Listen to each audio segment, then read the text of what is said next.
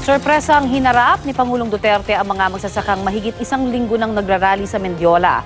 Matapos pakinggan ang kanilang mga hinaing at pangakuan ng solusyon sa kanilang problema, inanyayahan pa ng Pangulo ang mga magsasaka sa isang hapunan sa isang hotel.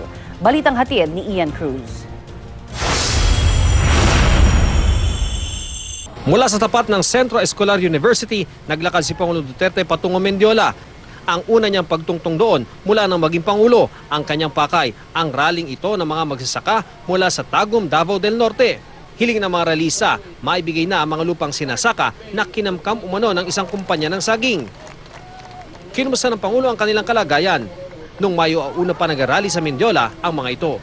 At nang makausap na ang kanilang mga lider, kung makumpleto yung requirements ng batas, ako na mismo ang nagsasabi kay Secretary Mariano, go ahead.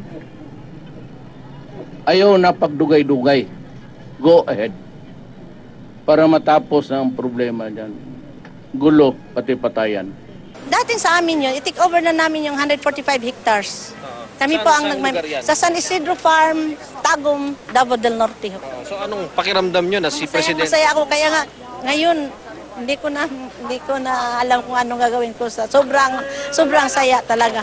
Masayang-masaya kami dahil ang mga problema namin siguro malutas na dahil nag-promise naman ang presidente. Sa talumpati ng Pangulo sa harap ng mga magsasaka, pinasaringan din niya ang hudikatura.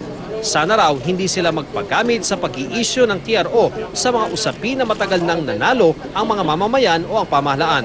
I would like to ask the courts and the judiciary, stop this business of issuing TRO. Because there will be sometime na pati ako hindi man na maniwala. Hindi na ninyo rin ako mapigilan. Yung maglaro-laro ninyo, nanalo na ang gobyerno ng ilang taon, tapos pupunta ng mga ibang remedy. Nagbabala rin ng Pangulo sa mga mamamayan na hindi raw nagbabayad ng tamang buwis.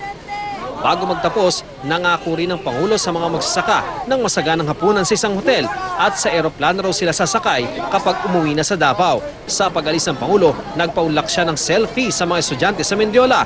Dumaan pa siya sa San Beda College at ilang minutong nanatili roon bago nagbalik sa Malacanang. Ian Cruz, GMA News.